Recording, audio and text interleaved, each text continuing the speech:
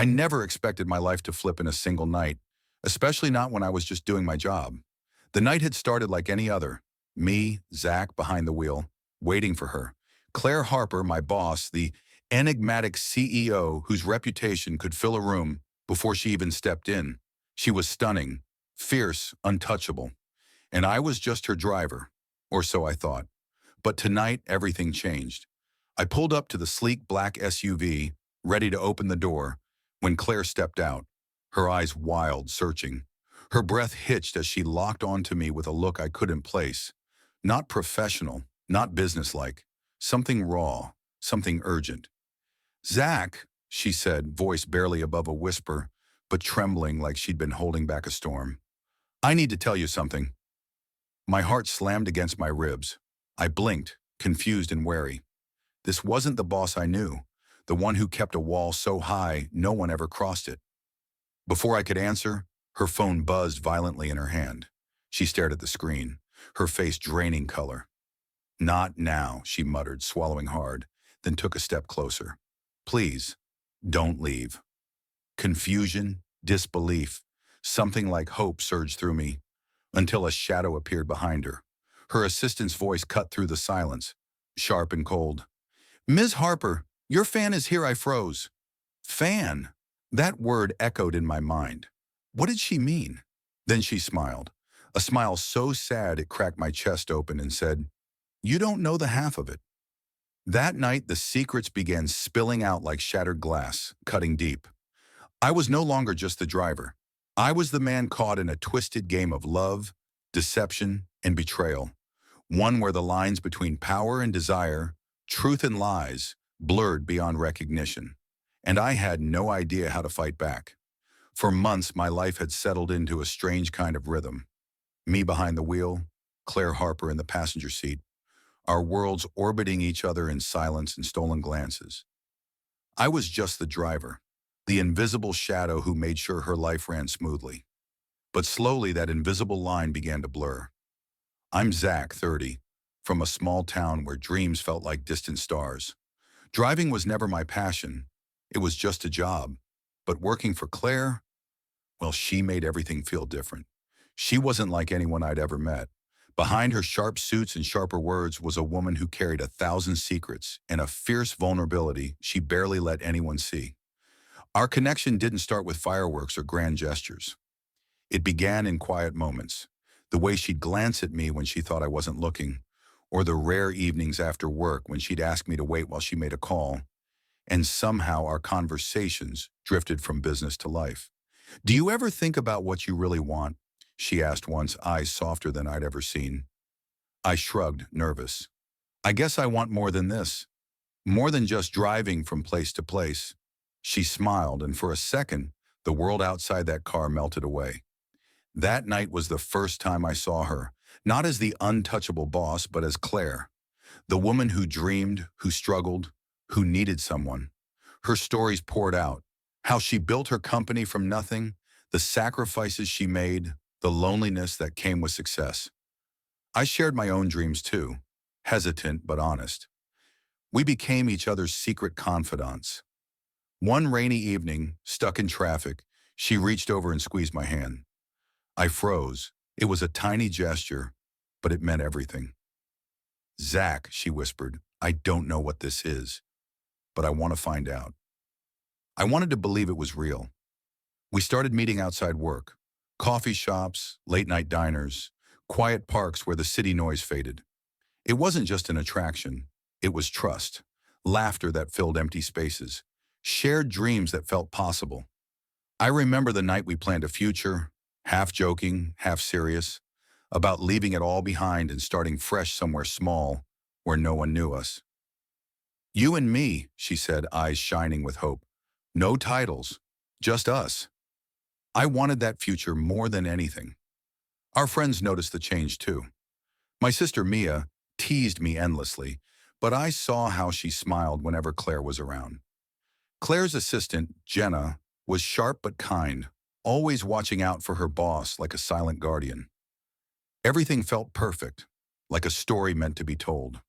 But in the quiet moments, sometimes I caught Claire's eyes flickering with something unspoken. a shadow behind her smile, a secret she wasn't ready to share.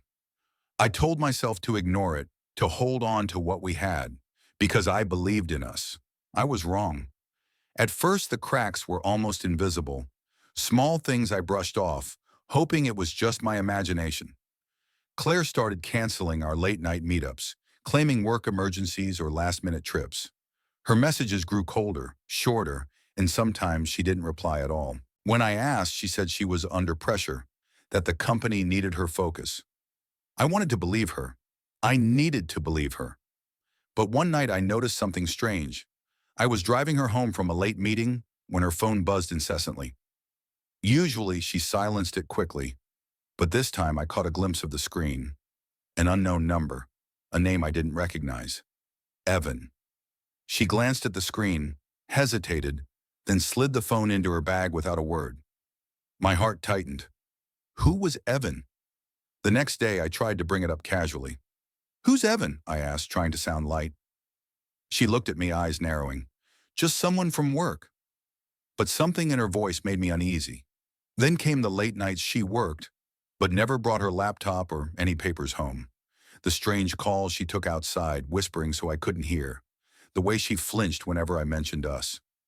One afternoon, Jenna, her assistant, slipped up. I caught her watching Claire with a mixture of worry and something I couldn't place. Fear? Guilt? When Jenna thought I wasn't looking, she quickly changed the subject. I started piecing it together. But every time I confronted Claire, she smiled, reassured me, and told me I was overthinking. Still, doubt gnawed at me. Then came the night that shattered everything. I was supposed to pick Claire up after a board meeting. She texted me early saying the meeting was extended. I waited an hour, then two. I was about to leave when I saw her car parked 2 blocks away, not outside the office, but near a small, dimly lit cafe I didn't recognize. Curiosity overwhelmed me. I got out and walked closer. Inside, through the fogged window, I saw Claire, laughing, touching hands with a man. Not just any man. Evan. My chest slammed painfully. She wasn't the untouchable CEO anymore. She was someone else. Someone I didn't know. When they parted, Evan slipped a small envelope into her purse. I couldn't breathe. I fled before they noticed me, but that image haunted me. The next few days were a nightmare. I confronted Claire, voice trembling, heart breaking. Who is he? What is he to you? She looked away, silent. That silence was worse than any lie. Desperate for answers, I searched. I hacked into her email, something I never imagined doing. But what I found crushed me. Emails between Claire and Evan, filled with secret plans, hidden deals, and betrayals far deeper than I expected. She wasn't just cheating on me emotionally. She was using me, using us. Evan was her business rival's son, plotting to sabotage her company from the inside. I read the messages where she laughed about keeping me in the dark and playing the perfect role. Betrayal flooded every corner of my mind, but the worst was yet to come. One evening, as I sat in her apartment going through more messages, my phone buzzed. A text from Mia, my sister. Zach, I need to tell you something. It's about Claire. My heart dropped. When we met, she looked me in the eye and said, Claire and I have been talking. More than friends. I'm sorry, Zach. My world shattered again. Claire wasn't just betraying me with Evan. She was betraying me with my own sister. Everything I thought was real, the trust, the love, the future we planned, was a lie. I was the fool in their twisted game. That night, I realized I was trapped in a web of deception, where even the people closest to me wore masks. And the person I thought I loved the most was the one who stabbed me deepest. For days, I was a ghost, broken, hollowed out by betrayal. The weight of Claire and Mia's lies crushed me, but beneath the pain, something else began to stir. A quiet fire. I wasn't going to be their victim, not anymore. Revenge wasn't about yelling or petty fights. It was about reclaiming my dignity, showing them the cost of betrayal without sinking to their level. The first step was patience. I needed proof. Solid, undeniable proof. So I began gathering everything. Screenshots of their secret texts, recordings of whispered phone calls, every suspicious receipt, every hidden meeting. I watched quietly as Claire continued her charade at work, smiling, commanding, pretending everything was fine. But behind that mask, I saw the cracks. I reached out to Evan, posing as a business associate interested in his side of the story. He was cocky, careless. He bragged about how Claire was playing both sides, how my driver was nothing more than a pawn. I recorded every word. Then the hardest part, confronting Mia. She cried, begged for forgiveness, and tried to explain it away. But I was done listening. I let her know, calmly and coldly, that I had everything, that her betrayal was no secret anymore. The next move was public. Claire's company was about to launch a new product, her pride and joy, the foundation of her empire. I emailed her CEO, attaching a carefully curated dossier, screenshots, emails, and recordings proving Claire's secret dealings with Evan, her rival's son. I requested a meeting, framing it as a concern from a loyal employee. When the day came, Claire's perfect world began to unravel. Board members confronted her, investors pulled out, and whispers of scandal spread like wildfire. Her reputation, built on power and control, crumbled beneath the weight of truth. But I didn't stop there. I invited the press, anonymously of course, with evidence of her lies and betrayals. The headlines were brutal. CEO betrayed by own driver and sister. Business empire shattered by scandal. Claire's world exploded. Yet through it all, I remained steady, not vengeful, but resolute. I wasn't seeking to destroy for destruction's sake. I was reclaiming my life. Months later, I stood outside a small cafe in a quiet town, far from the chaos. Mia was gone. Claire was disgraced, and I was free. I had lost much, but I found myself. And that was the sweetest revenge of all.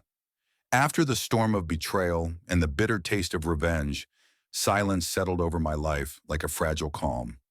I wasn't the same person who had driven Claire to her high-rise office months ago. That man, naive, trusting, and broken, was gone.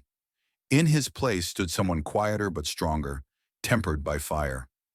I spent weeks away from the chaos, walking empty streets, sitting in cafes where no one knew my name, learning how to be alone without feeling lost. It was in those moments of solitude that I found myself again. I realized my worth wasn't tied to Claire's approval, Mia's loyalty, or anyone else's recognition. It was inside me, steadfast and unshakable. I began to dream again, not of a life built on fragile love or false promises, but of one forged in truth and self-respect. Slowly I returned to work, but with a new purpose. I wasn't just a driver anymore. I was my own person, carving a path on my terms. One evening, as the sun dipped below the horizon, painting the sky in soft golden lavender, I stood outside the small cafe where I'd started this journey of healing. The air smelled of fresh coffee and hope. I thought about Claire and Mia, not with anger, but with a distant sadness for what was lost and what could never be. They taught me a brutal lesson about trust and betrayal, but also about resilience. I smiled softly, knowing I had turned their darkness into my light. Because in the end, the greatest victory wasn't their downfall. It was my freedom. And as the last rays of the sun faded, I whispered to the wind, I'm finally free.